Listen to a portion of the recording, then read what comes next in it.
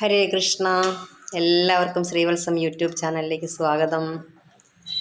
നമ്മുടെ വൈകുണ്ഠമാസ ആചരണത്തിൽ ഇന്ന് നമുക്ക് ശ്രീകൃഷ്ണ ഭഗവാന്റെ വായിൽ യശോദ കണ്ട ലോകത്തിനെക്കുറിച്ച് രണ്ട് വാക്ക് പറഞ്ഞാലോ? അതൊക്കെ എല്ലാവർക്കും അറിയാവുന്ന കഥകൾ തന്നെയാണ് അല്ലേ? എന്നാലും എന്തായിരിക്കും അങ്ങനെ ഒരു വികൃതി ഭഗവാൻ ഒപ്പിക്കാൻ കാരണം? ഭഗവാൻ അങ്ങനെ എല്ലാവർക്കും ഒന്നും ഭഗവാന്റെ വിശ്വരൂപം കാണിച്ചു കൊടുത്തിട്ടില്ല അല്ലേ? അത്രയ്ക്ക് പ്രിയപ്പെട്ടവർക്ക് മാത്രമാണ് ഭഗവാൻ തൻ്റെ വിശ്വരൂപം കാണിച്ചു കൊടുത്തിട്ടുള്ളത്. കുഞ്ഞുനാളിൽ ശ്രീകൃഷ്ണ ഭഗവാൻ കൂട്ടുകാരുമൊത്ത് അങ്ങനെ കളിക്കുന്ന സമയത്ത് ഈ കൊച്ചുകുട്ടികൾ കൂട്ടുകാരൊക്കെ ആയിട്ട് കളിക്കാൻ പോകുമ്പോൾ അവർ പണ്ടത്തെ കാലത്ത്, ഇപ്പോഴത്തെ കുട്ടികൾക്ക് അറിവില്ലാത്ത പരിചയമില്ലാത്തൊരവസ്ഥ അല്ലേ? ഇപ്പം പലപ്പോഴും ഫ്ലാറ്റുകളിലും അല്ലെങ്കിൽ ഒറ്റപ്പെട്ട വീടുകളിലും താമസിക്കുകയാണല്ലോ. കുട്ടികളുടെ ശൈശവ ബാല്യ കൗമാര സ്വപ്നങ്ങളൊന്നും ശരിയായ രീതിയിൽ അവർക്ക് കാണാൻ പോലും പറ്റാത്തൊരു കാലത്താണ് ഇന്ന് ജീവിക്കുന്നത്. പക്ഷെ പണ്ട് കാലത്ത് അങ്ങനെയല്ലല്ലോ. കൂട്ടം കൂടി കളിക്കാൻ പോകുന്നു. ആ കുട്ടികൾ കൂട്ടം കൂടി കളിക്കുന്നതിലൂടെയാണ് അവരുടെ വ്യക്തിത്വം തന്നെ ശരിക്കും പറഞ്ഞാൽ രൂപപ്പെടുന്നത്. അപ്പോൾ അന്ന് ശ്രീകൃഷ്ണ ഭഗവാൻ ബലരാമനില്ലാതെ എങ്ങും പോവില്ല. ബലരാമേട്ടൻ കൂടെ ഉണ്ടെങ്കിലേ എന്തിനും പോകുള്ളൂ, അങ്ങനെയാണ്. അപ്പോൾ കുട്ടികൾ പോകുമ്പോൾ കൂടെ പോകണം. അവർ പശുക്കുട്ടികളുടെ കൂടെ പോകുമ്പോൾ അവരുടെ കൂടെ പോകണം.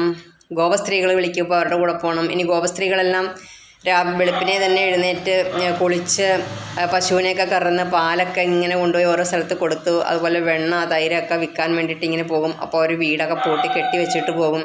കുസൃതിയായ കണ്ണൻ എന്തു ചെയ്യും? കണ്ണനും ബലരാമനും ഒരുപോലെ ഒരേ മനസ്സാണ്, ശരീരം മാത്രമാണ് രണ്ട് ആയിട്ടുള്ളൂ.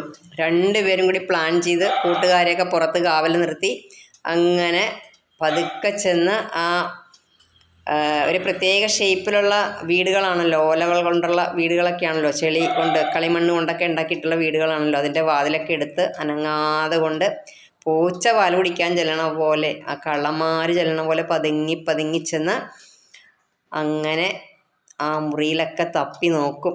അപ്പോൾ ഈ കള്ളകൃഷ്ണൻ കൂട്ടുകാരുമായിട്ട് ഇങ്ങനെ വന്ന് എപ്പോഴും വെണ്ണയും പാലും തൈരും ഒക്കെ മോഷ്ടിക്കുന്നത് ഗോപികമാർക്ക് അറിയാവുന്നത് കൊണ്ട് അവർ ഉറിയിലാണ് കെട്ടിത്തൂക്കിയിരുന്നത്. ഓരോ സാധനങ്ങളും കുഞ്ഞു കുഞ്ഞു കലത്തിലാക്കി ഒന്നിൻ്റെ മീതെ ആക്കി നല്ല ഭംഗിയുള്ള ഉറികൾ അങ്ങനെ ഉറികളിലാക്കി കെട്ടിത്തൂക്കും. ഇതിൻ്റെ ഒരു സ്മരണ ഉയർത്തുന്ന തരത്തിലാണ് അല്ലേ നമ്മൾ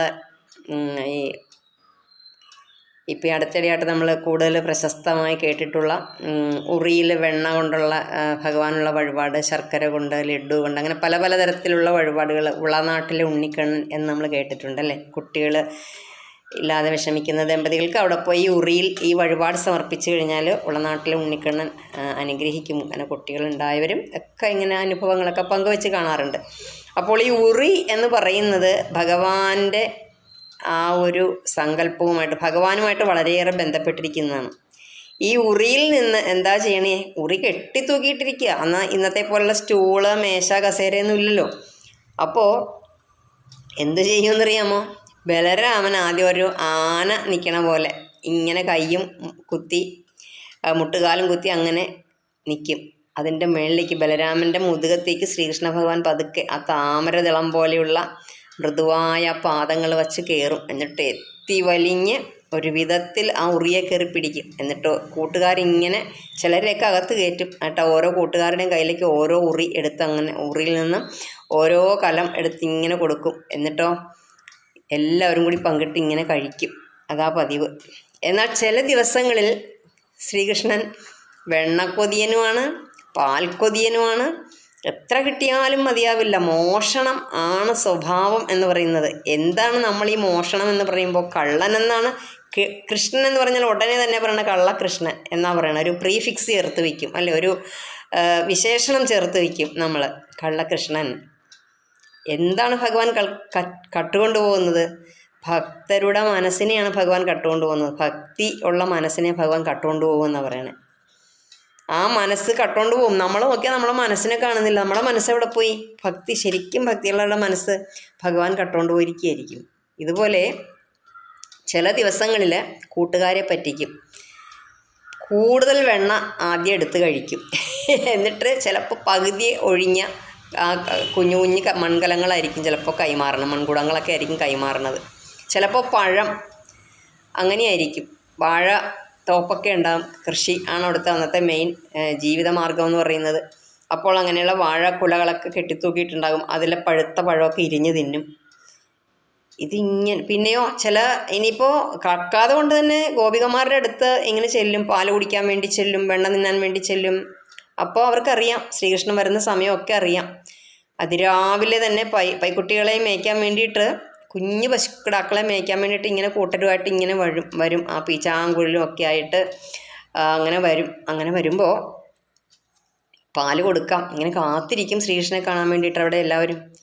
അപ്പോൾ നല്ല ഇളം ചൂടുള്ള പാലങ്ങനെ മധുരമിട്ട് അങ്ങനെ കൊടുക്കുമ്പോൾ നല്ല സ്വാദോടുകൂടി വലിച്ചു കുടിക്കും. എന്നിട്ട് ഇങ്ങനെ ഈ പാലിൻ്റെ ആ പാടയും ആ പാലിൻ്റെ മയമൊക്കെ ചുണ്ടിൻ്റെ ചുറ്റിനും ഇങ്ങനെ ഇരിക്കും. അത് കാണാനൊരു ഭംഗി. ഭഗവാനെ അലങ്കരിച്ച് വെച്ച പോലെ ഇരിക്കണേ അപ്പോൾ കാണാനായിട്ട്. ഭഗവാന്റെ ആ കുളിയെല്ലാം കഴിഞ്ഞ് ഭഗവാനെ എങ്ങനെയാണ് ഒരുക്കി നിർത്തിയിരിക്കുന്നത് അതുപോലെ തോന്നും. അത് തന്നെ ഒരു അലങ്കാരം. ഭഗവാന്റെ ചുണ്ടുമേലെ പാല് ഇങ്ങനെ പറ്റിപ്പിടിച്ചിരിക്കുന്നത്, വെണ്ണ പറ്റിപ്പിടിച്ചിരിക്കുന്നത്. എന്നിട്ട് ഇങ്ങനെ നാക്കുകൊണ്ട് അതൊക്കെ നക്കി കഴിക്കുക. എത്ര കഴിച്ചാലും കൊതി തീരുന്നില്ല. ഒരിക്കൽ പോലും ഭഗവാൻ പറഞ്ഞില്ല എനിക്ക് മതി അമ്മേ എന്നല്ലെങ്കിൽ മതി ഗോപികമാരെ എന്ന് പറഞ്ഞിട്ടേ ഇല്ല. വെണ്ണയും പാലും അത്രമാത്രം പാൽക്കൊതിയനും വെണ്ണക്കൊതിയനും ഒക്കെയാണ് ഭഗവാൻ. അങ്ങനെ ഭഗവാൻ ചൂടുള്ള പാല് കുടിക്കും. പിന്നെ കൈ നീട്ടിയായി എനിക്ക് വെണ്ണ തരണം, വെണ്ണ കൊടുക്കും. അപ്പം പറയുന്നത് എന്താ, അയ്യോ അമ്മേ ഈ ഒരു കയ്യിൽ വെണ്ണ തന്നാൽ എങ്ങനെയാ, മറ്റേ കൈ കണ്ട കരയൂല്ലേ, 2 കൈയില്ലേ എനിക്ക്, അപ്പോൾ ഒരു കൈക്ക് സങ്കടം വരാൻ പാടില്ലല്ലോ, അതുകൊണ്ട് 2 കയ്യിൽ നിറയെ വെണ്ണ തരൂ എന്ന് പറയും. അപ്പോൾ വലത് കൈയിലെ വെണ്ണ നക്കി തിന്നു കഴിഞ്ഞിരിക്കും. ഉടനെ ഇടത് കയ്യിൽ ആ അമ്മമാർ വെണ്ണ വെച്ച് കൊടുക്കും. അത് നക്കി തിന്നുകൊണ്ടിരിക്കുന്ന വഴി വലത് കൈ നീട്ടിക്കൊണ്ട് താ എനിക്ക് വിശപ്പ് മാറുന്നില്ല, എത്ര കഴിച്ചിട്ടും വിശപ്പ് മാറുന്നില്ല, ഇനിയും വെണ്ണ താ. അപ്പോൾ വെണ്ണ കൊടുക്കും. അപ്പോൾ പറയും അപ്പോൾ വെണ്ണ തീർന്നു, ഇന്ന് കലക്കിയ വെണ്ണയൊക്കെ തീർന്നു, ഇന്ന് കലക്കിയ മോരിൽ നിന്ന് കിട്ടിയ വെണ്ണ എല്ലാം തീർന്നു കണ്ണ, ഇനി എവിടെയാ വെണ്ണ? അമ്മ എന്നാൽ ഒരു കാര്യം ചെയ്യൂ, വെണ്ണ തൊണ്ണയിൽ കെട്ടില്ലേ, എനിക്ക് ഇച്ചിരി ചൂട് പാല് തരാമോ കുടിക്കാൻ? അപ്പോൾ പിന്നെ ഉണ്ടായിരുന്ന പാല് കാച്ചി കൊടുത്തു. അങ്ങനെ ആ വീട്ടിൽ നിന്ന് പോയി. ഇങ്ങനെ ഓരോരോ ലീലകൾ കാണിച്ച് ഇങ്ങനെ നടക്കും. അപ്പോൾ ഈ കൂട്ടുകാർക്ക് ഇത്രയൊന്നും കിട്ടുന്നില്ല. അവർക്ക് അതിൻ്റെ സങ്കടം ഇച്ചിരി ഈർഷ്യയൊക്കെ ഉണ്ട്. അങ്ങനെ ഇരിക്കുമ്പോൾ അവർ പറയും നമുക്കൊരു പ്ലാൻ ചെയ്യാം, ഈ കണ്ണനെ നമുക്ക് ഒരു പാഠം പഠിപ്പിക്കണം, നമുക്ക് യശോദാമ്മയെടുത്ത് പറഞ്ഞു കൊടുക്കാം, കണ്ണൻ എന്തെങ്കിലും ചെയ്യട്ടെ, അപ്പോൾ നമുക്ക് പറഞ്ഞു കൊടുക്കാം എന്ന് പറയും. കുസൃതികളാണല്ലോ പിള്ളേർ, എന്തെങ്കിലും ഒരു വഴി അവർക്ക് കിട്ടിയിരിക്കും പറഞ്ഞു കൊടുക്കാനായിട്ട് അല്ലേ. അപ്പോൾ നമ്മുടെ നാട്ടിൻപുറത്തും കാണുന്നതാണല്ലോ, കുട്ടികൾ പരസ്പരം ചെന്ന് അമ്മമാരോട് പരാതി പറയുക കൂട്ടുകാരെ പറ്റി. പിന്നെ അത് അമ്മമാർ തമ്മിൽ പിന്നെ അതിൽ ഇടപെടാൻ പോകാതിരുന്നാൽ മതി. ആ പിള്ളേർ തമ്മിലുള്ള വഴക്ക് അവർ തമ്മിൽ കുറച്ച് കഴിയുമ്പോൾ തീർന്നോളും. അങ്ങനെ അവർ കൂടുതൽ വീണ്ടും സ്നേഹത്തോടു കൂടി കളിക്കും. യഥാർത്ഥത്തിൽ ശിശുവാണ് മനുഷ്യൻ്റെ ഗുരു എന്നാണ് പറയണത് അല്ലേ. കാരണം ശിശുക്കളെ കണ്ടു പഠിച്ചാൽ മതി മനുഷ്യൻ എങ്ങനെ ജീവിക്കണമെന്ന്. അവർ വഴക്ക് പിടിക്കും, കുറച്ചുകൂടെ കഴിയുമ്പോൾ അവർ കൂട്ടാകുകയും ചെയ്യും. നമ്മൾ വലുതായി കഴിയുമ്പോഴാണ് നമുക്ക് ദേഷ്യമൊക്കെ വരുന്നത്, വൈരാഗ്യമൊക്കെ വരുന്നത്. അങ്ങനെ ഒരു ദിവസം കൂട്ടുകാർ പറയും ഈ കണ്ണൻ നമുക്ക് വെച്ചിരിക്കുന്ന പഴം കൂടി ഗോപികമാരുടെ വീട്ടിൽ നിന്ന് കണ്ണൻ എടുത്ത് കട്ട് തിന്നു, ഇതിനൊരു പാഠം പഠിപ്പിച്ചേ പറ്റൂ, കണ്ണന് ഒരു ചെറിയൊരു ശിക്ഷ കൊടുക്കണം, നമുക്കൊരു കാര്യം ചെയ്യാം, യശോദാമ്മയെടുത്ത് എന്ന് പറയാം എന്ന് പറയും. അങ്ങനെ ഒരു ദിവസം യശോദാമ്മയെടുത്ത് ചെന്ന് പറയാനൊരു അവസരം കണ്ണൻ തന്നെ ഒപ്പിച്ചു കൊടുക്കുക. അതാ ഭഗവാന്റെ ഒരു കാര്യം എന്ന് പറയുന്നത്. ഭഗവാനെക്കുറിച്ച് എന്തെങ്കിലും പറയണോ, നല്ലത് പറയണമെങ്കിലും ചീത്ത പറയണമെങ്കിലും ഭഗവാൻ തന്നെ ഒരു കാരണം അതിന് ഉണ്ടാക്കിയിരിക്കും എന്നുള്ളതാണ്. ഇപ്പോൾ ചില സന്ദർഭങ്ങളിൽ നമ്മുടെ ജീവിതത്തിലായിക്കോട്ടെ, നമ്മുടെ ക്ഷേത്രങ്ങളിലായിക്കോട്ടെ, നമ്മുടെ കുടുംബ പരദേവതാ ക്ഷേത്രങ്ങളിൽ, നമ്മുടെ വീട്ടിലൊക്കെ എന്തെങ്കിലും ഒരു മംഗളകർമ്മം നടക്കണം, അല്ലെങ്കിൽ ഒരു വഴക്ക് എന്തെങ്കിലും ഉണ്ടാകണമെന്ന് വെച്ചു, അതൊക്കെ ഭഗവാൻ നേരത്തെ തീരുമാനിച്ച് വെച്ചിട്ടുണ്ട്. അതുപോലെ തന്നെയാണ് നടക്കുന്നത്. കാരണം അതിനൊക്കെ ഒരു കാരണം ഉണ്ടാകും, ചുമ്മാതൊന്നും ഉണ്ടാകുന്നില്ല. അപ്പം നമ്മൾ എന്ത് ചെയ്താലും അതിൻ്റെ എല്ലാം പിന്നിൽ പ്രവർത്തിക്കുന്ന ആ സൂത്രധാരനാരാ? ഭഗവാൻ തന്നെയാണ്. അങ്ങനെ ഒരു ദിവസം ഭഗവാൻ തന്നെ അതിന് വേണ്ടിയിട്ടുള്ള എല്ലാ അവസരങ്ങളും ഒപ്പിച്ചു കൊടുത്തു. എന്താണെന്നറിയാമോ, കൊച്ചു കുഞ്ഞുങ്ങളായിരിക്കുമ്പം മണ്ണ് വാരി തിന്നുന്നൊരു സ്വഭാവമുണ്ട് കുഞ്ഞുങ്ങൾക്ക് അല്ലേ. മണ്ണ് തിന്നാത്ത ഒരു കുട്ടി പോലും ഉണ്ടാകുമെന്ന് തോന്നുന്നില്ല. ഇപ്പോഴത്തെ കുട്ടികൾക്ക് പിന്നെ മണ്ണൊന്നും തിന്നാൻ പറ്റില്ല, മണ്ണ് തന്നെ കാണുന്നില്ല. കാരണം അവർ മണ്ണിൽ വളരുന്ന പോലും ഇല്ല. മണ്ണിൽ നമ്മൾ നടന്നും മണ്ണിൽ കളിച്ചും മണ്ണിൽ കിളച്ചും ഒക്കെ വേണം നമ്മൾ ജീവിക്കാൻ അല്ലേ. ഇപ്പോൾ നാച്ചുറോപ്പതി എന്ന് പറയുന്ന ചികിത്സാ രീതിയിലൂടെ മാത്രമാണ് അല്പം മണ്ണും അല്ലെങ്കിൽ ചെളിയും ഒക്കെ ശരീരത്തിൽ പറ്റുന്നത്. ഈ നാച്ചുറോപ്പതി ആയിരുന്നു പണ്ട് ഈ ദ്വാപരയുഗത്തിലൊക്കെ ഉണ്ടായിരുന്ന ജീവിത രീതി. അതുകൊണ്ടൊന്നും അസുഖമേ ഇല്ല ആൾക്കാർക്ക്. കാരണം എന്താ, മണ്ണ് തന്നെ മരുന്നാണ്. മണ്ണിൽ നടക്കുമ്പോൾ അല്പം മണ്ണ് കഴിച്ചാൽ അതൊക്കെ അന്ന് മരുന്നാണ്. ആ മണ്ണ് ആരും കഴിച്ചു? ഒരു ശിശു എങ്ങനെയാണോ വളരുന്നത്, മനുഷ്യക്കുട്ടി, അതുപോലെ തന്നെയാണല്ലോ ഭഗവാനും വളർന്നത്. അങ്ങനെ ഭഗവാനും മണ്ണ് വാരി തിന്നു. നന്നായി, ഒരു ചാൻസ് കിട്ടി. ഇത് നോക്കിയിരിക്കരുത്. അങ്ങനെയല്ല നമ്മളോട് ദേഷ്യവും വൈരാഗ്യമൊക്കെയും ശത്രുതാ മനോഭാവമൊക്കെ ഉള്ള ആൾക്കാർ എന്താ ചെയ്യുക? നമുക്ക് എന്തെങ്കിലും ഒരു പാളിച്ച പറ്റണുണ്ടോ എന്ന് ഇങ്ങനെ കണ്ണിൽ എണ്ണ ഒഴിച്ച് നോക്കിയിരിക്കുക. അതേസമയം അവരുടെ കാര്യങ്ങളൊന്നും പരിഹരിച്ചിട്ടുണ്ടാവില്ല. എന്നാലും ദേഷ്യമുള്ളവർ എന്താ ചെയ്യണത്? അത് നോക്കി ഇങ്ങനെ ഇരിക്കുക. അയാളെ പറ്റി ഒരു കുറ്റം പറയാം, അല്ലെങ്കിൽ ഒരു അപവാദം പറയാം, അങ്ങനെ ചാൻസ് നോക്കിയിരിക്കുക. ഇത് ഭഗവാൻ കാണിച്ചു തരിക നമുക്ക്. ഭഗവാൻ മനഃപൂർവ്വം അറിഞ്ഞുകൊണ്ട് തന്നെ, ഭഗവാൻ അറിയാം ഇന്നെൻ്റെ കൂട്ടുകാർ ഇന്നൊക്കെ ഒപ്പിക്കുമെന്നും പിന്നെ എന്തൊക്കെയാണ് നടക്കാൻ പോകണമെന്നൊക്കെ ഭഗവാൻ അറിയാം. ഭഗവാൻ ആ മണ്ണ് വാരി തിന്നു. ഉടനെ തന്നെ കൂട്ടുകാർക്ക് പിടിച്ചെന്ന് യശോദാമ്മയോട് പറഞ്ഞു. ബലരാമൻ ഉൾപ്പെടെ എന്ന് പറയണത് വലിയ സ്നേഹത്തിലുള്ള കൂട്ടുകാരനും ചേട്ടനും ഒക്കെയാണ്. അപ്പം പറയും, അമ്മേ യശോദാമ്മേ, കണ്ണൻ മണ്ണ് വാരി തിന്നു. ആണോ? അയ്യോ, മണ്ണ് തിന്ന അസുഖം വരില്ലേ? എന്തിനു കണ്ണൻ മണ്ണ് തിന്നത്? കണ്ണനെ അങ്ങോട്ട് യശോദാമ്മ ഇടത് കൈ കൊണ്ട് പിന്നെ ഉണ്ണിക്കണ്ണൻ്റെ വലത് കൈയിലേക്ക് പിടിച്ചിട്ട് ഒരു വടിയൊക്കെ എടുത്തിട്ട് ചോദിച്ചു, സത്യം പറ, നീ മണ്ണ് തിന്നോ കണ്ണ? ഇല്ലമ്മേ, ഞാൻ മണ്ണ് തിന്നില്ല. പിന്നെ ഇവർ പറയുന്നതോ? അവർ കള്ളത്തരം പറയുന്നതാണമ്മേ. അവർക്ക് എന്നോട് എന്തോ ദേഷ്യമുണ്ടെന്ന് തോന്നുന്നു. ഞാൻ സത്യമായിട്ട് മണ്ണ് തിന്നിട്ടില്ല. സത്യം വരെ ചെയ്യുകയാണ്. അതാണ് ഭഗവാന്റെ പ്രത്യേകത. അല്ലെങ്കിലും അങ്ങനെയാണ്. വീട്ടിൽ യശോദാമ്മ കലക്കി വെച്ചിരിക്കുന്ന മോര് അല്ലെങ്കിൽ കാച്ചി വെച്ചിരിക്കുന്ന പാല്, പിന്നെ വെണ്ണ, ഇതൊക്കെ എടുത്ത് തിന്നും. എന്നിട്ട് യശോദാമ്മയ്ക്കും അറിയാം കണ്ണൻ തന്നെയാണ് തിന്നണേന്നറിയാം. എന്നാലും സമ്മതിക്കില്ല. എന്നിട്ട് എന്ത് പറയും? അവിടെ പാവം പൂച്ചകളെയും കുരങ്ങന്മാരെയും കാക്കകളെയും ഒക്കെ പറയണേ. കാക്ക കൊണ്ടുപോയി, പൂച്ച കൊണ്ടുപോയി. നമ്മളങ്ങനെ ഒരു പാട്ട് കേട്ടിട്ടുണ്ട് അല്ലേ? അങ്ങനെ കള്ളത്തരമേ പറയൂ ചില സമയത്ത്. അങ്ങനെ ഇരിക്കുമ്പോൾ യശോദാമ്മ പറഞ്ഞു, ശരി, ഞാൻ വിശ്വസിക്കാം. പക്ഷേ ഇവരൊക്കെ പറയുന്നുണ്ടല്ലോ കണ്ണ നീ തിന്നൂന്ന്. അവർ കാണാതെ കൊണ്ട് കള്ളത്തരം പറയുമോ മണ്ണ് തിന്നൂന്ന്? അവർ കള്ളം പറയുന്നതാണമ്മേ. ഞാൻ കഴിച്ചിട്ടില്ല, ഞാൻ മണ്ണ് തിന്നിട്ടില്ല. അമ്മ പറഞ്ഞിട്ടില്ലേ മണ്ണ് തിന്നരുത്, മണ്ണ് തിന്നാൽ ഉവാവ് വരും എന്ന് പറഞ്ഞിട്ടില്ല? ഞാൻ കഴിച്ചിട്ടില്ല, അതുകൊണ്ട് ഞാൻ കഴിച്ചിട്ടില്ല. അല്ല, എന്നാ ഒരു കാര്യം ചെയ്യുക, നിൻ്റെ വാ തുറന്നേ. വായ ഇങ്ങനെ പിടിച്ചിരിക്കുക, മുറുക്കി പിടിച്ചിരിക്കുക വായ.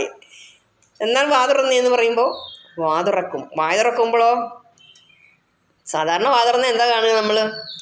പല്ല് വന്നിട്ടുണ്ടെങ്കിൽ പല്ല് കാണും, നാക്ക് കാണും അല്ലേ? തൊണ്ടയുടെ ഉള്ളിൽ അണ്ണാക്ക് കാണും, കുറുനാക്ക് കാണും. ഇതൊക്കെയാണ് കാണുന്നത്. പക്ഷേ യശോദാമ്മ നോക്കിയപ്പോൾ ഇതൊന്നും കണ്ടില്ല. പിന്നെയോ വേറെ എന്തൊക്കെയാണല്ലോ കാണുന്നത്. അപ്പോൾ ശരിക്കും ഒന്നുകൂടി മുന്നോട്ടാഞ്ഞ് കൃഷ്ണൻ്റെ വാലേക്ക് ഒന്നുകൂടി നല്ലപോലെ വാ തുറന്നേ കണ്ണ എന്ന് പറയും. കണ്ണൻ നല്ലതുപോലെ വാ തുറന്നു, നല്ല ഭംഗിയായിട്ട് കണ്ടോട്ടെ യശോദാമ്മ. ഇനിയിപ്പോൾ കാണാൻ അവസരം കിട്ടിയില്ലെങ്കിലോ യശോദാമ്മയ്ക്ക് ഇതുപോലൊരവസരം എന്ന് കരുതി നല്ല ഭംഗിയായിട്ട് അങ്ങോട്ട് വാ തുറന്നു. നോക്കുമ്പോഴോ ആ വായ്ക്കുള്ളിൽ 14 ലോകങ്ങളെയുമാണ് കണ്ടത്. പാതാളവും സ്വർഗവും ഭൂമിയും മാത്രമല്ല, അവിടെ മനുഷ്യരെയും മൃഗങ്ങളെയും പക്ഷികളെയും രാജാക്കന്മാരെയും അതുപോലെ മഹർഷിമാരെയും തപസ് ചെയ്യുന്നവരെയും എന്ന് വേണ്ട ദേവന്മാരെയും ദേവലോകം കാണുന്നു, പാതാളലോകം കാണുന്നു. അങ്ങനെ 14 ലോകങ്ങളെയും, സൂര്യന്മാർ, ചന്ദ്രന്മാർ. നമ്മൾ കാണുന്ന ഒരു സൂര്യൻ മാത്രമല്ലല്ലോ, നമ്മൾ കാണുന്ന ഒരു ചന്ദ്രൻ, നമ്മൾ കാണുന്ന നക്ഷത്രങ്ങളൊന്നും മാത്രമല്ല. നമ്മൾ കാണുന്നത് വെറും ഒരു ആകാശഗംഗയിലെ വസ്തുക്കളെ മാത്രമാണ്, ഇതിൻ്റെ ഒരു ഭാഗം മാത്രമാണ് നമ്മളീ കാണുന്നത്. ഭഗവാൻ ഇതിനെ എല്ലാത്തിനെയും ഉൾക്കൊള്ളുന്ന ഒരു പ്രപഞ്ചം തന്നെയാണ് ഭഗവാന്റെ ഉള്ളിലുള്ളത്. അപ്പോൾ അങ്ങനെയുള്ള എല്ലാ പ്രപഞ്ചങ്ങളെയും നമ്മളീ കണ്ടതൊന്നുമേ സത്യമല്ലെന്നതും മുമ്പേ കണ്ടങ്ങറിയുന്നതോ ചിലരെന്ന് പറയുന്നത് പോലെ ഭഗവാൻ എല്ലാ കാര്യങ്ങളും കാണിച്ചു കൊടുക്കുകയാണ് യശോദാമ്മയ്ക്ക്. യശോദാമ്മ അത്ഭുതപ്പെട്ടു പോയി. നമ്മളീ കൃത്രിമമായിട്ടുള്ള ആർട്ടിഫിഷ്യലായിട്ടുള്ള അങ്ങനെ ഈ പ്ലാനറ്റേറിയത്തോളൊക്കെ ചെല്ലുമ്പോൾ കാണുന്നത് പോലെ വായ തുറന്നപ്പോൾ അവിടെ കണ്ണനും ഇല്ല, ഒന്നുമില്ല, വായുവും ഇല്ല, തലയില്ല, ശരീരവും ഇല്ല. കാണുന്നത് മുഴുവൻ ഇങ്ങനെയുള്ള അത്ഭുത ലോകങ്ങളാണ്.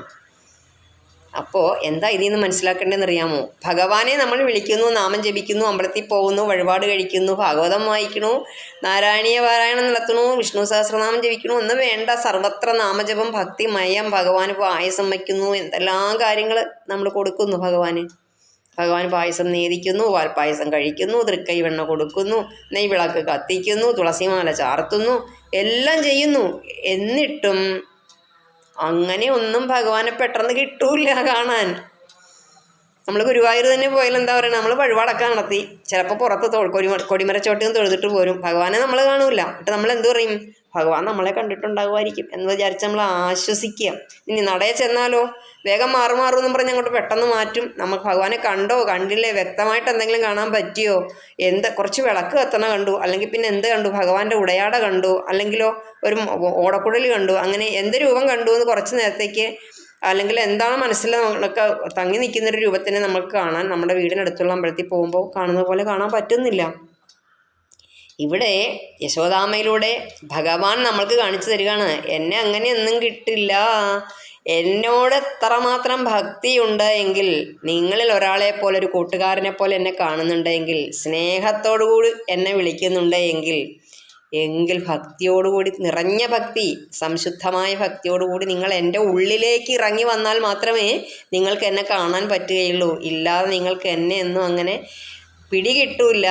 എത്ര വേദപണ്ഡിതനാണെന്ന് പറഞ്ഞാലും, എത്രയെല്ലാം പ്രഭാഷണങ്ങൾ പറയാൻ കഴിവുള്ളവരാന്ന് പറഞ്ഞാലും, എത്രയെല്ലാം സപ്താഹം നടത്തിയിട്ടുള്ളവരാന്ന് പറഞ്ഞാലും, എത്രയൊക്കെ പൂജ ചെയ്തിട്ടുണ്ടെന്ന് പറഞ്ഞാലും എന്നെ കാണാൻ കിട്ടില്ല. നിഷ്കളങ്കമായ ഭക്തി എവിടെയാണോ ഉള്ളത് അവിടെ മാത്രമേ ഞാൻ ഉണ്ടാവുകയുള്ളൂ. അത് തന്നെയാണല്ലോ നമ്മൾ നെന്മേനി ഇല്ലത്തെ അച്ഛൻ തിരുമേനിക്ക് വരാൻ പറ്റാതിരുന്നപ്പോൾ ഉണ്ണിത്തിരുമേനി വന്ന് പൂജിച്ചു. ആ പൂജിച്ചിട്ട് ഭഗവാൻ അങ്ങനെ പായസം കുടിക്കാതെ വന്നപ്പം ഭഗവാനോടെ കുഞ്ഞ് തിരുമേനി അല്ലേ, ആ പോറ്റി കുഞ്ഞ് ചോദിക്കുന്നുണ്ടല്ലേ, ഭഗവാനിതെന്തേ കഴിക്കാത്തു, ഒരു പഴം പോലുമെടുക്കാത്തു,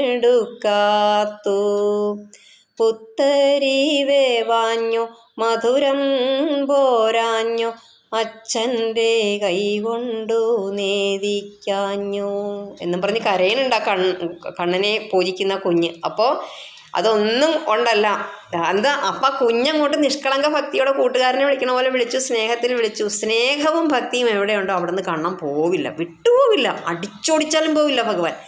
അങ്ങനെ ആ ബാലൻ്റെ മുൻപിലിരുന്ന്, ആ കുഞ്ഞ് തിരുമേനിയുടെ മുമ്പിലിരുന്ന് ഭഗവാനെ പായസം മുഴുവനും കുടിച്ചതും അല്ലേ, നട തുറന്ന് തൊഴുതു എല്ലാവരും. അത് കഴിഞ്ഞ് അമ്പലത്തിലെ കഴകക്കാരും അമ്പലത്തിലെ ജീവനക്കാരൊക്കെ അന്നത്തെ നേദ്യത്തിന് വേണ്ടി കാത്തു നിന്നു. പക്ഷേ ഒഴിഞ്ഞ പാത്രമാണ് കാണിച്ചു കൊടുക്കാൻ പറ്റുള്ളൂ. എന്താ കാര്യം, അവിടെ ഭഗവാൻ വന്നതെല്ലാം കഴിച്ചുകൊണ്ട് പോയി. ഇത് പറഞ്ഞിട്ടാണെങ്കിൽ ആരെങ്കിലും വിശ്വസിച്ചോ? ഭഗവാൻ പായസം കഴിക്കേ? അതെങ്ങനെ സാധിക്കും? ഇന്നലെ വരെ അങ്ങനെ ഒരു സംഭവം ഉണ്ടായിട്ടില്ലല്ലോ. പിന്നെ എങ്ങനെയാണ് അത് മുഴുവൻ അങ്ങനെ ഉണ്ടായ ആ സംഭവം ഉണ്ടായത്? കള്ളത്തരാണ് ഇത്. ഈ ഉണ്ണിപ്പോറ്റി ആ ശ്രീകോവിലിനുള്ളിലിരുന്ന് മുഴുവൻ കഴിച്ചു. ഇന്ന് വാർത്ത ഉണ്ണിയപ്പവും പാൽപ്പായസവും കദളിപ്പഴവും തൃക്കൈ വെണ്ണയും എല്ലാം കഴിച്ചു. എന്നിട്ട് ഞങ്ങളോട് കള്ളത്തരം പറയുന്നു, ഇന്ന് വിശന്ന് പോകണമല്ലോ ഞങ്ങളൊക്കെ വീട്ടിൽ എന്ന് പറഞ്ഞ് ഭക്തന്മാർ പോകുന്നൊരവസ്ഥ അല്ലേ. അവിടെ ആ തിരുമേനി കുഞ്ഞിന് കാണിച്ചു കൊടുത്തതുപോലെയാണ് ഇവിടെ യശോദാമ്മയുടെ ആ മനസ്സിൽ കാണിച്ചു കൊടുക്കുകയാണ്. അങ്ങനെ ഇങ്ങനെയൊന്നും എല്ലാവർക്കും ഒന്നും ഭാഗ്യം കിട്ടിയിട്ടില്ല, മനസ്സിലായോ? അവിടെ എത്രയോ ഗോപികമാരുണ്ടായിരുന്നു, എത്രയോ വലിയ സ്നേഹിതന്മാരുണ്ടായിരുന്നു. അവർക്കൊന്നും ആ വിശ്വരൂപം കാണാനുള്ള ഭാഗ്യം കൊടുത്തില്ല. അപ്പോൾ ഭഗവാനെ അത്ര അഴിഞ്ഞു വിളിച്ചാൽ മാത്രമേ ഭഗവാനെ തന്നെ പിടികൊടുക്കുകയുള്ളൂ എന്ന് കാണിച്ചു കൊടുക്കുകയാണ്. അതാണ് ഈ പുറമേ വിളിക്കുന്നവരുടെ ആ ബാഹ്യമായിട്ടുള്ള ഭക്തിയുടെ ഉള്ളിൻ്റെ ഉള്ളിൽ, നമ്മുടെ ഉള്ളിൻ്റെ ഉള്ളിൽ എപ്പോഴും ഭഗവാന്റെ രൂപം നമ്മൾ ധ്യാനിച്ചു കൊണ്ടിരുന്നാൽ, സത്യത്തിൽ അന്നേരം അമ്പലത്തിൽ പോയില്ല പോലും കാര്യമില്ല, സങ്കടപ്പെടേണ്ട ആവശ്യമില്ല. ഭഗവാൻ നമ്മുടെ ഉള്ളിൽ ഉണ്ടായാൽ മതി എന്നാണ് പറയുന്നത്. അങ്ങനെയുള്ള സന്ദേശങ്ങളാണ് നമുക്ക് ഈ ഭാഗവതത്തിലൂടെ, നാരായണീയത്തിലൂടെ, രാമായണത്തിലൂടെയൊക്കെ നമുക്ക് ഭഗവാൻ തരുന്നത്. അത് വേദകാലം മുതൽ ഇതൊക്കെ തന്നെയാണ് പറഞ്ഞുകൊണ്ടിരിക്കുന്നത്. നമ്മുടെ ഉള്ളിലുള്ളത് തത്വമസി എന്ന് പറയുന്നത് തന്നെ, തത്വം അസി, നീ തന്നെയാണ്, ഞാൻ തന്നെയാണ് നിൻ്റെ ഉള്ളിലുള്ളത്, അല്ലെങ്കിൽ നീ തന്നെയാണ് ഞാൻ എന്ന് പറയുന്നത്. അപ്പം അങ്ങനെ ഭഗവാനെ നമ്മൾ അന്വേഷിച്ച് എങ്ങും പോകേണ്ടതില്ല, ഭഗവാൻ നമ്മുടെ ഉള്ളിൽ തന്നെ ഉണ്ടാകണം. ഭഗവാനോട് നമുക്ക് സ്നേഹവും ഭക്തിയും ഉണ്ടായാൽ മതി എന്നാണ് പറയുന്നത്. ഭഗവാൻ എന്നിട്ട് കള്ള സത്യം വരെ ചെയ്തു. ഒരു മണ്ണും കണ്ടില്ല ഭഗവാന്റെ വായിൽ യശോദാമ്മ. സത്യമൊക്കെ ചെയ്തു, ശരിയാ, പക്ഷെ ഒരു തരി മണ്ണ് കാണണ്ടേ? അപ്പോൾ പറഞ്ഞ പിള്ളേർ കൂട്ടുകാരാരായി? അവർ മണ്ടന്മാരായി. ഇപ്പോൾ അവരായി തെറ്റുകാർ. എന്നിട്ടൊരു നോട്ടം അവർക്കിട്ട്, കൂട്ടുകാർക്കിട്ട്. എങ്ങനെയുണ്ട് ഇപ്പോൾ? നിങ്ങൾ പറഞ്ഞത് ജയിച്ചോ അതോ ഞാൻ പറഞ്ഞത് ജയിച്ചോ? അതാണ് ഭഗവാന്റെ ഒരു കാര്യം. നമ്മളെപ്പറ്റി ആരെന്ത് വേണമെങ്കിലും പറഞ്ഞോട്ടെ, ഭഗവാന് സത്യം അറിയാലോ. അതാണ് ഭഗവാനെ വിളിച്ച് നമ്മൾ ജീവിച്ചു കഴിഞ്ഞാലുള്ളൊരു പ്രത്യേകത എന്ന് പറയുന്നത്. ഭഗവാനെ തന്നെ ആശ്രയിക്കുക. ആരെന്ത് നമ്മളെപ്പറ്റി പറഞ്ഞാൽ നമുക്കെന്ത്? ഈ ആൾക്കാർ പറയുന്നതൊന്നും നമ്മൾ ചെയ്തിട്ടില്ല എങ്കിൽ പിന്നെ നമ്മളെന്തിനു ഭയക്കണം? അതുകൊണ്ട് നമ്മുടെ കഷ്ടകാല സമയത്തായിരിക്കും ഒരുപക്ഷെ ആൾക്കാർ നമ്മളെപ്പറ്റി അങ്ങനെ ഓരോന്നും പറയുന്നത്. അങ്ങനെ പറയാനൊരവസരം ഭഗവാൻ തന്നെ ഉണ്ടാക്കുന്നതാണ്. എന്താണെന്നറിയാമോ? അതും വേറൊരു പ്രത്യേകതയാണ്. ഭഗവാന്റെ പ്രത്യേകത എങ്ങനെയാണ്? പരീക്ഷിച്ചുകൊണ്ടേയിരിക്കും. കൂടുതൽ വിളിച്ചാൽ ദുഃഖമേ തരൂ, സംശയമില്ല, ദുഃഖമേ തരൂ. ഭൗതിക സുഖങ്ങൾ കുറഞ്ഞിട്ട് കുറേ ദുഃഖവും കൂടി ഭക്തന് തരും. എന്താണെന്നറിയാമോ? ഈ ഭക്തൻ്റെ അറിഞ്ഞോ അറിയാതെയോ മുജ്ജന്മങ്ങളിൽ ചെയ്തിട്ടുള്ള പാപങ്ങളൊക്കെ ഉണ്ടാകും. ആ പാപങ്ങൾ മറ്റുള്ളവർ ഷെയർ ചെയ്ത് പങ്കിട്ടെടുക്കണം. അങ്ങനെ പങ്കിട്ടെടുക്കണമെങ്കിൽ ഈ ആളിനെ പറ്റി കുറേ കുറ്റവും കുറേ അപവാദവും കുറേ ഇല്ലാത്ത കാര്യങ്ങളൊക്കെ പറയണം. അത് പറയണമെങ്കിൽ ഒരു അവസരം വേണം. അതിന് ഭഗവാൻ തന്നെ ഇങ്ങനെയുള്ള അവസരങ്ങൾ ഉണ്ടാക്കും നമുക്ക്. അപ്പോൾ മറ്റുള്ളവരൊക്കെ നമ്മളെ വെറുക്കും, ദുർമുഖം കാണിക്കും, ദേഷ്യം കാണിക്കും. അതോടുകൂടി നമ്മളുടെ പാവങ്ങളെല്ലാം അവർ തന്നെ പങ്കിട്ട് ഷെയർ ചെയ്തെടുത്തോണ്ട് പോയി. ഇനിയിപ്പോൾ നമുക്ക് അതിൻ്റെ ഫലമൊന്നും അനുഭവിക്കേണ്ടി വരുന്നില്ല. ഇതിന് നമുക്ക് ഭഗവാനെ വിളിക്കാൻ വേണ്ടി അപ്പോൾ നമുക്ക് സങ്കടം വരും. സ്വാഭാവികമായിട്ടും നമ്മൾ ഉള്ളഴിഞ്ഞ് വിളിച്ചു പോകും. ഭഗവാന്റെ വായ്ക്കുള്ളിലേക്ക് യശോദ നോക്കിയതുപോലെ നമ്മളിങ്ങനെ ഭഗവാനെ വേറെ ഒന്നും ചിന്ത വരില്ല. എന്നാലും ഞാൻ ഒരു തെറ്റും ചെയ്യാതെ നന്മ മാത്രം ചെയ്തിട്ട് ഞാൻ ഇങ്ങനെയൊക്കെ കേൾക്കേണ്ടി വന്നല്ലോ ഭഗവാൻ എന്ന് പറഞ്ഞ് ഉള്ളഴിഞ്ഞ് നമ്മളങ്ങോട്ട് വിളിച്ച് കരയുമ്പോൾ ആ കണ്ണുനീര് ഭഗവാന്റെ പാദത്തിലേക്കാണ് ചെന്ന് വീഴണേ. ഭക്തൻ്റെ കണ്ണുനീര് കണ്ടാൽ ഭഗവാൻ അവിടെ ഇരിക്കാൻ പറ്റൂല പിന്നെ. അപ്പോൾ ഭക്തനെ വേദനിപ്പിച്ചിട്ടുള്ളവരാരാണോ അവർക്ക് അതിൻ്റേതായ ഒരു അനുഭവങ്ങൾ കൊടുക്കാൻ വേണ്ടി ഭഗവാൻ തന്നെ ഇങ്ങനെയുള്ള ഓരോ കാര്യങ്ങൾ ഒപ്പിക്കും. ഇങ്ങനെ ആ ഭഗവാനെ മണ്ണ് തിന്നു എന്ന് ചെന്ന് പറഞ്ഞു കൊടുത്ത ആ കൊച്ചു കൂട്ടുകാരെ പോലെ ആണ് ഇന്നത്തെ നമ്മളുടെ ചുറ്റുപാടും ജീവിക്കുന്ന ആൾക്കാരെന്ന് വിചാരിച്ചു കഴിഞ്ഞാൽ പിന്നെ അതൊന്നും നമ്മുടെ മനസ്സിനെ ബാധിക്കുന്നതേ അല്ല. ആരും പറഞ്ഞോട്ടെ നമുക്ക് ഭ്രാന്താണെന്നോ ഭക്തി ഭ്രാന്താണെന്നോ. ഇപ്പോഴത്തെ കാലത്ത് എന്തെങ്കിലും നമ്മൾ കാര്യങ്ങൾ പറഞ്ഞു കഴിഞ്ഞാൽ ഉടനെ പറയും അവരിച്ചിരി നോർമലല്ല, അവർക്ക് എന്തോ ഇച്ചിരി കുഴപ്പമുണ്ട് എന്നേ പറയൂ. ഭക്തി ഇങ്ങനെ പുറമേ കാണിച്ചുകൊണ്ട് നടക്കേണ്ടതാണോ? വാസ്തവത്തിൽ ഭക്തി അല്ല, ഇതൊന്നും ഭക്തിയല്ല. ശരിയാണ്, ഭക്തി പുറമേ കാണിക്കേണ്ടതല്ല, ഭക്തി ഉള്ളിലുണ്ടായിരിക്കേണ്ടതാണ്. പക്ഷേ നമ്മളുടെ വാക്കും പ്രവൃത്തിയും ഒക്കെ നമുക്ക് ഭഗവാനുമായി ബന്ധപ്പെട്ട് ഭഗവാൻ സാക്ഷിഭാവത്തിൽ നിൽപ്പുണ്ട്, നമ്മളീ പറയണ പോലെയൊന്നും അല്ല, എല്ലാം അറിയുന്നുണ്ട് എന്നുള്ള രീതിയിൽ പ്രവർത്തിച്ചില്ല എങ്കിൽ നമുക്ക് തീർച്ചയായും ദുഃഖിക്കേണ്ടി വരും. അപ്പോൾ അതൊക്കെ ഒഴിവാക്കാൻ വേണ്ടി ഇങ്ങനെയുള്ള വൈശാഖമാസ ആചരണങ്ങൾ പോലെയുള്ള മാസങ്ങൾ നമ്മളെ ഭഗവാൻ ഓർമ്മിപ്പിക്കുകയാണ് എങ്ങനെയാണ് ഒരു വ്യക്തി ജീവിക്കേണ്ടത് എന്ന്. ശ്രീകൃഷ്ണ ഭഗവാന്റെ ജീവചരിത്രം പഠിച്ചു കഴിഞ്ഞാൽ ഒരു വ്യക്തി എങ്ങനെ ജീവിക്കണം എന്ന് നമുക്ക് അനായാസേന മനസ്സിലാക്കാൻ സാധിക്കും. അതിലൊരു ഒന്നാമത്തെ പാഠമാണ് ശരിക്കും പറഞ്ഞാൽ ഇത്. പൊതുജനം, ലോകം നമ്മളെപ്പറ്റി എന്ത് വേണമെങ്കിൽ പറഞ്ഞോട്ടെ, പക്ഷേ നമ്മളിലേക്ക് തന്നെ നമ്മൾ നോക്കുമ്പോൾ ഈ യശോദാമ്മ വാതുറക്കാൻ പറഞ്ഞു, വാതുറന്നിട്ട് ഒരു തരി മണ്ണ് പോലും കണ്ടില്ല, കണ്ടതൊക്കെ വേറെ കാര്യങ്ങളാണ് എന്ന് പറയുന്നത് പോലെ നമ്മളിലേക്ക് തന്നെ നോക്കുമ്പോൾ ഈ പറഞ്ഞതൊന്നും നമ്മൾ ചെയ്തിട്ടില്ല എങ്കിൽ നമ്മൾ നല്ല സന്തോഷത്തോടെ നമ്മളുടെ കാര്യം മാത്രം നോക്കി മുന്നോട്ട് പോകുക. പറയണവരോടെയൊന്ന് പറഞ്ഞോളും, കുറേ കഴിയുമ്പം അത് നിർത്തിക്കോളും അവർ തന്നെ എന്നുള്ളൊരു പാഠമാണ് ഈ മണ്ണ് തിന്നുമ്പോൾ വാതുറക്കാൻ പറഞ്ഞ സമയത്ത് യശോദാമ്മ കണ്ട ലോകങ്ങളെക്കുറിച്ച് ഭഗവാൻ നമുക്ക് തരുന്ന സന്ദേശം. ഹരേ കൃഷ്ണ.